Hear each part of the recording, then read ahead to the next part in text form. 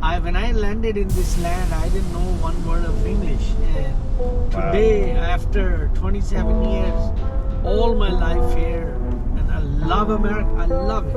I love it. In this land. You too, man.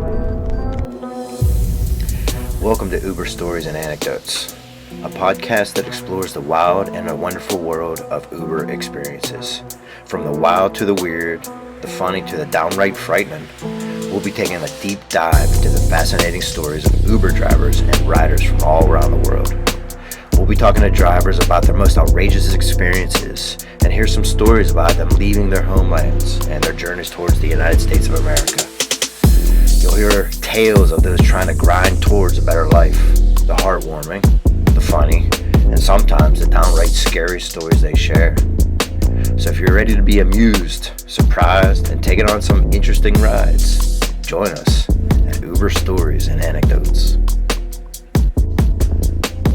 This Uber ride was heading back from the Chicago Open on the night of May 14th, 2022, when I was coming back from competing in a Brazilian jiu-jitsu tournament. My driver Sohail was an older guy originally from Pakistan. He immigrated into the United States around the age of 16. I found him to be a deeply religious Muslim who raised a family of college graduates. I questioned him about his faith, his goals, and his thoughts on worldly unrest. Although I have other recordings for this podcast, this conversation with Sohail was my first from start to finish, and this is my first podcast. Before we begin this conversation, you should know that Kashmir is a conflict-ridden region in the northern part of India and Pakistan. The Kashmir dispute has lasted for more than 7 decades, like the time of Gandhi British independence, resulting in multiple human rights abuses and deaths. The Hindu-Islamic divide has only intensified the animosity between the two countries, with 68% of the population being Muslim and 28% Hindu. A couple years ago in 2020, I went and I visited New Orleans, and I had a person pick me up in a cab or in an Uber, and his name was Abai from Cameroon, and I was teaching imperialism to my students. I teach world history, and I was like, okay, so from Cameroon, that means how did imperialism, affect your country, and what was it about? In a quarter mile, make a left turn on West North Avenue using the upcoming left lane. So, and it was amazing because I didn't think about this, but he's like, when Germany owned Cameroon, they built the infrastructure so solid, and all this other stuff. And he praised what the Germans kind of did for the Cameroon people and the place. But then after the World War, make a left turn on West North Avenue. France got it and changed it and kind of just extrapolated materials and built up shoddy materials and more or less took from the place, not tried to make it something. I understand. So that conversation got me thinking, holy cow, if I record these and maybe do a podcast, and I would call it just Conversations with Uber Drivers. And my main thing is okay, so Sohail, where are you from? What is your background? And then I where are you from? So this is the idea. So in a sense, I would like to interview you, and we just have a conversation. And if I do make the podcast, I'm gonna put it on a podcast, and it's gonna be called Tales from Uber or Stories with Uber Drivers. But it's from a teacher curious interest. So are you interested in being probably my second one ever? I'm gonna meet Abai later. I'm gonna recontact him. But that's my idea. I see. Yeah, you go ahead. Where are you from? I'm from Pakistan. Pakistan. All right. So I know quite a few people from Pakistan. And I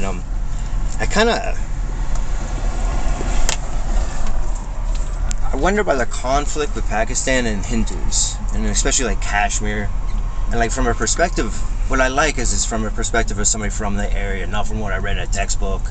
So to me, it's a little bit more real, Conflict is between Hindu and Muslims. Yes, that's the first thing that came to my mind when I ran into it. Because I'm teaching about Indian independence movements, and then with Bangladesh and Pakistan splitting from, because they were all unified at one point, right?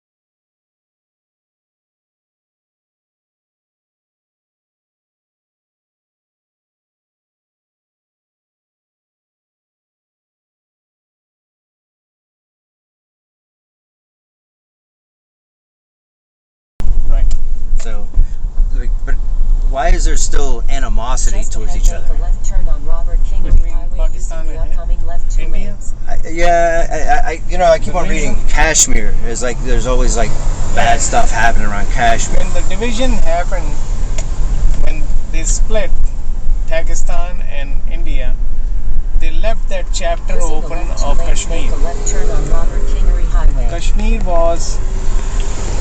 Kashmir was left open.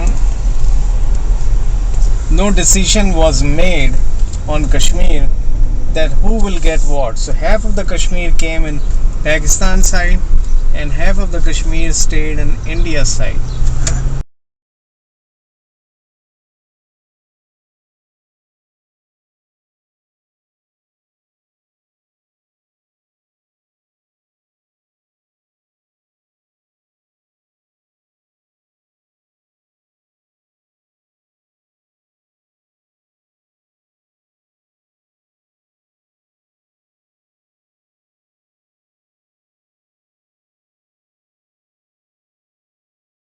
Kashmir is 99.9% Muslims, and Hindus do not like Muslims. So the conflict still stayed continued, and now the Hindus are trying to either kill all the Muslims and take over Kashmir, or run away all the Muslims and take over Kashmir. That's all it is.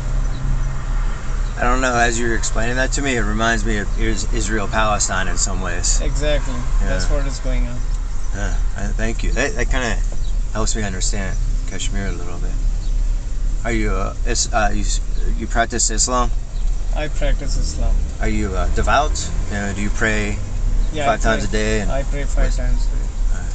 Ramadan? Do you Yes, fast? I fast the whole month of Ramadan. It was just gone. And like, when you fast, I mean, how long have you been fasting? All your life? Like, do you remember? All my life. From the day I was born, after 14 years, it's mandatory. What is, fast. in your mind, why do you You stay away like, from what is heart it to attack, you? Like, you what do stay you, away from what did high you learn blood from pressure, it? you stay from many things. Part of our religion, Because you eat 12 God months. God has only asking instructed fast all Muslims once a month. to pray 5 times a day 1 month and out of the fast Yeah. in the month of And Ramadan. then cleans up The your fasting body completely. brings cleanliness to your body. I feel that. Your interior get cleaned, And also no alcohol too, and right? you nothing. I want to ask, like, have you ever drank alcohol? never in my life. No tobacco, no alcohol. Clean. What brought you to America? Pardon me? Oh, what brought me? Yeah. I was 16 years old when I came in this country. Now I'm 65. I came for studies, and I did my CPA, which is a Bachelor of Accounting. I became a certified public accountant. I worked almost 40 years for a company, and then I took a early retirement, and I started my construction business, and I started building homes. I built a couple of homes in Elbas. There's 2 more homes that I'm going to break ground this year in July, and that's about it. So you have like a team. I'm driving right now part-time Uber because these truck payments are about $1,200 a month. Wow. So I don't want to lose my truck. That's why I'm driving Uber. And yes, I do hire subcontractors. We don't have any house employees. It's only me and a superintendent, Rob Brassel, who works for me. Why did you leave Pakistan? I was 16 years old, and I always want to come to America because there is a dream that I've seen my uncle's kids were doing very well. So I came. By yourself? By myself, that is correct.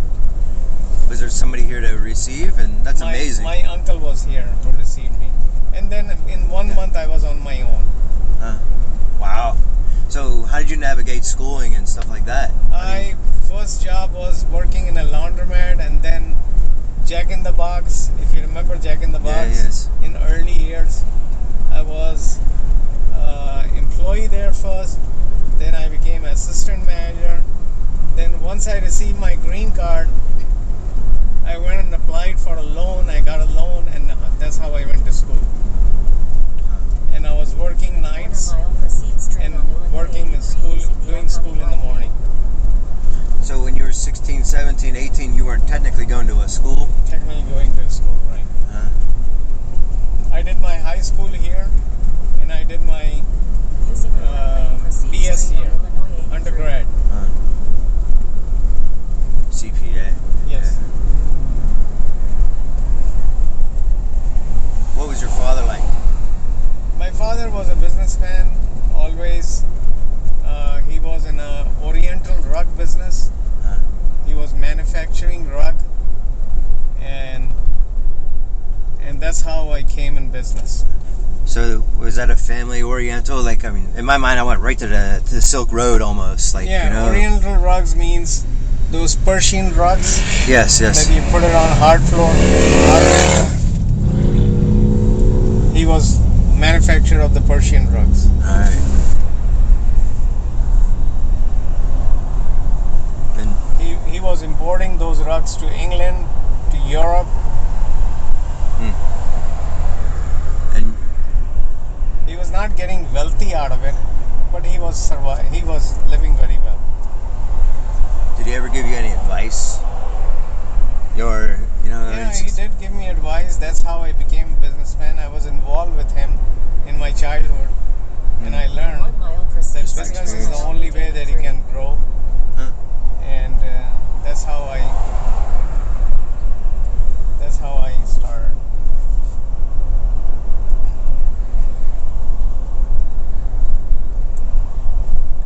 Do you have any children? I have 3 kids. My oldest daughter became an attorney. My middle son he did his master's in cybersecurity. Wow. And my youngest still in medical school. Wow. When you came here, like 16, you had, I guess, a vision of America. What are your thoughts on America now?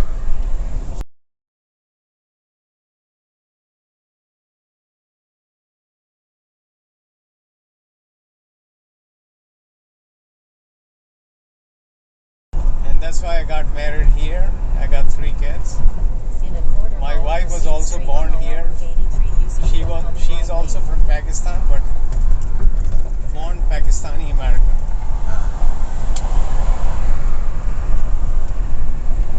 Are your kids? What am I saying there? What are your thoughts on As well? America Yes. now? I mean, I hear your kids are doing pretty well. I loved it. I mean, every moment I spent here, I loved it. Do you have? I guess, do you read the Quran often? Yes, we do. Do you have a favorite verse or anything? Do you have a sutra, right? Like The Surah Muhammad. Baqarah, Yeah. the second surah in the Quran In is 1 very mile, important proceed for straight on Muslims. Bussy Road. Surah Baqarah. Baqrah. And how does it? What it? It tells you about many things, that how Muslim should behave, how Muslim, if you read it, you will understand. Okay. And it's the second sutra. Second Islam. surah, right. Second chapter. Alright, I'll check that when I get home. Or it's needed with these phones. You can even look it up right now. But I don't know. I don't want to mess with the recording. You know.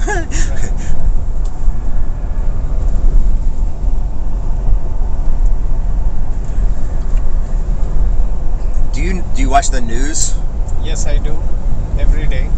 Do you think the news is a positive thing in terms of how people perceive America? I'm curious, and I just and maybe I'm leading you. I don't mean to lead the question. In a quarter mile, proceed straight I on am Bussy leading Road questions. using the But, upcoming second lane.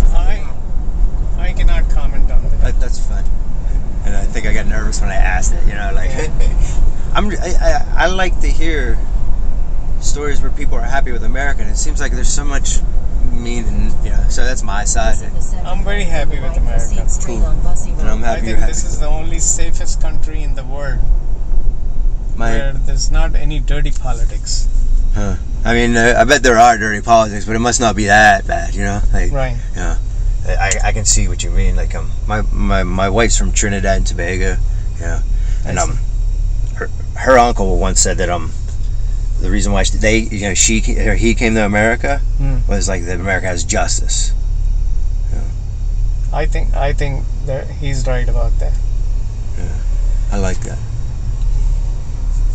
There's law in place, law and order in place. You gotta follow the rules. You gotta live according to the rules. Yeah. And they can't be changed. It cannot be changed. Well, I mean, through law it can be changed. I like that. Yeah.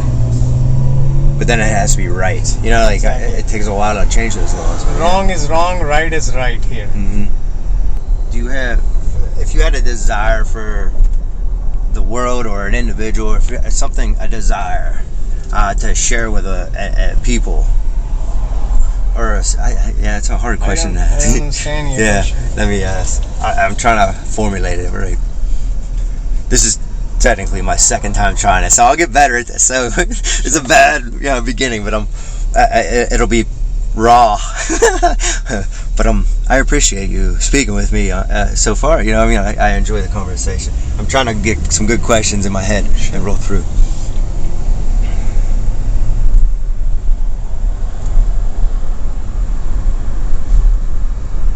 What's the most challenging part of life in your view?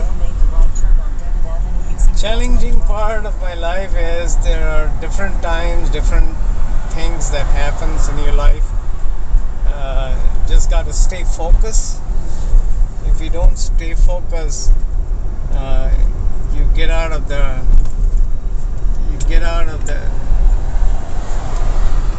I don't know how to express that. Make a right turn on Devon Avenue. It's just all I have to say is you have to stay focused all the time. What you're doing. So always kind of have goals, maybe, or exactly. Yeah, put up your goals together and work along with them.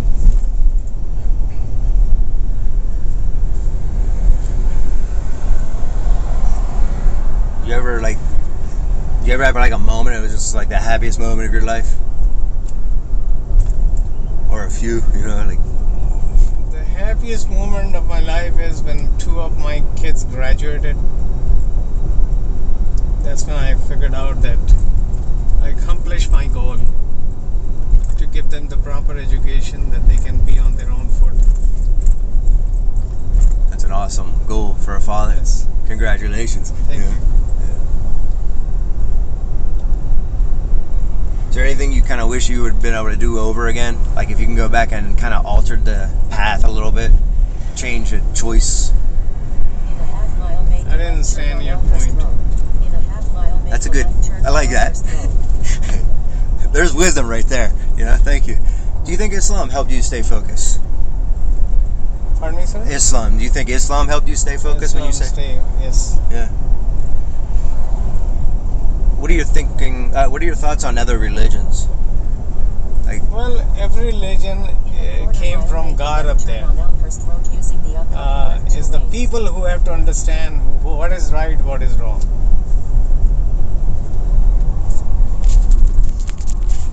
Are any of the? Is there a? I agree. I kind of wonder, like. Right.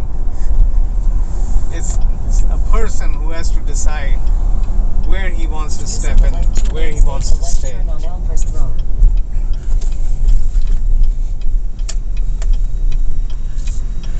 I know there's no description of Muhammad, like, to kind of be done. You know what I mean? But is there anything where you can say like what Allah? Yes. And how is Allah? We call our God Allah. Allah, yes. Allah. Sorry, the accent. Right. Yeah. But how does in Hinduism is like Brahman, in Judaism it's Yahweh, or in Christianity Christ, and God, kind of like this God with a beard.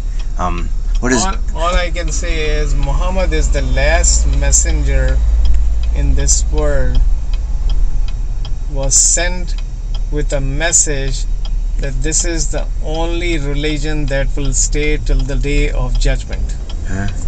The rest of the religion will be all vanished. So now it's up to human who has to understand that what will stay and what will be not there.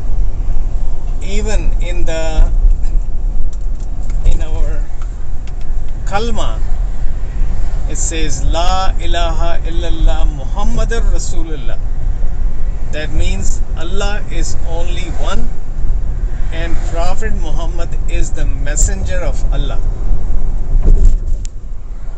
And that message was passed repeatedly again and again. Now it's up to the humans how you take it, how you understand.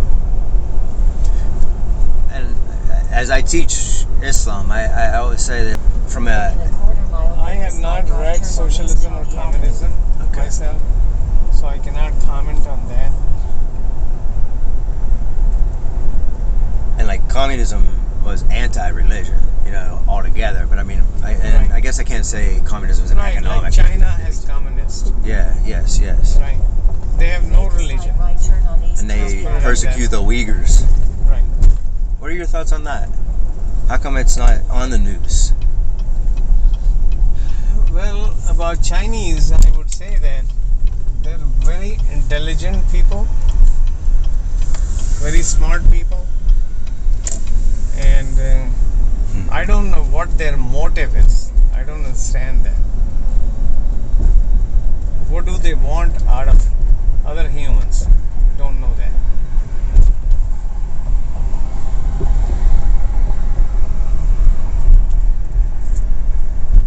Do you feel, because I mean, Uyghurs are Muslims. I mean, does that bother you as a Muslim, or is it No, it doesn't too far? bother me.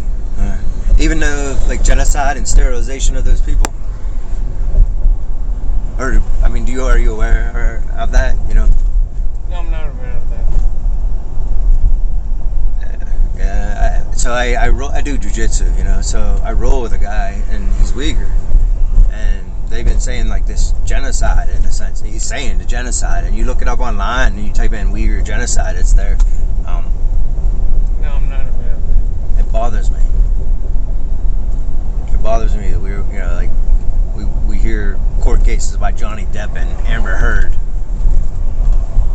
and at the Olympics they say don't yell about China, but that's what's going on right now.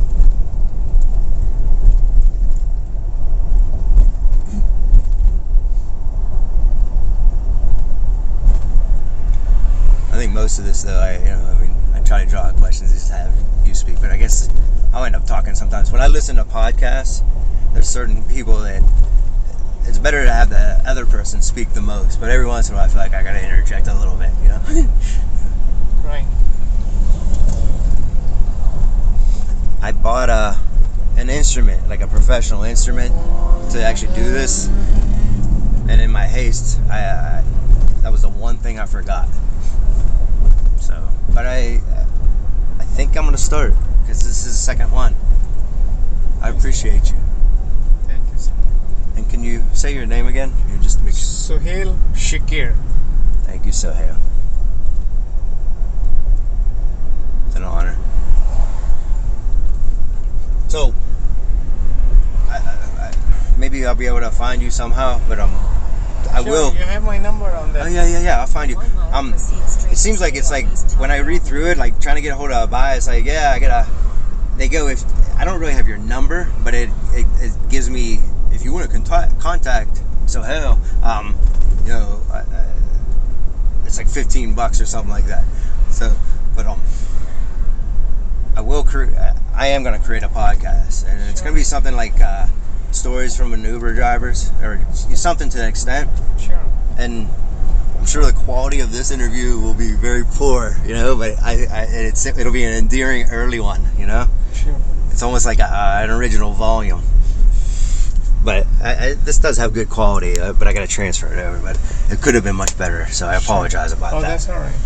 But in some ways, it's raw, which I like. Oh, so jiu-jitsu?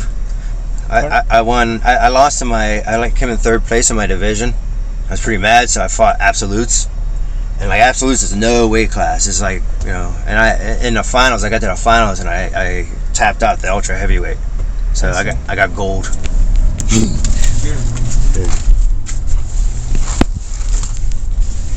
Guess I gotta shove that into my podcast.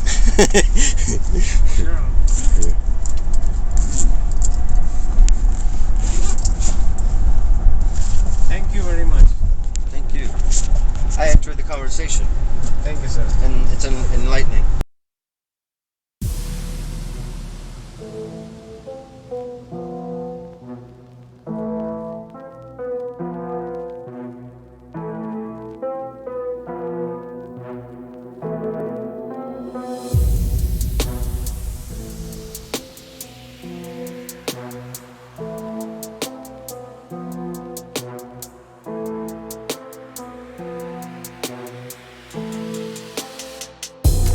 China is a rapidly developing country and one of the world's most important economic and political players. In recent years, China has seen dramatic changes into its economy, culture, and politics. This has led to a rise of a new generation of Chinese citizens who are more educated and tech-savvy than their predecessors. In addition, the Chinese government has increasingly expanded its influence over its people, resulting in tension and conflict. One issue the Chinese government is dealing with is the Uyghur genocide. The Uyghur genocide is among the most horrific crimes against humanity in modern times, yet very little is heard. With over 1 million Uyghurs wrongfully detained in bleak re-education camps, subjected to torture and other human rights abuses, the Turkic ethnic group native to China's far west region has been facing a catastrophic situation. Despite international condemnation and human rights groups' efforts, the Uyghurs are still not adequately protected, and even more needs to be done to secure their safety and freedom. I feel like this podcast could be the start of something bigger, and it's my inaugural attempt at capturing Uber driver conversations from around the world. If you found this conversation interesting, make sure you subscribe and spread the word. Tune in for Uber Stories and Anecdotes. Thank you.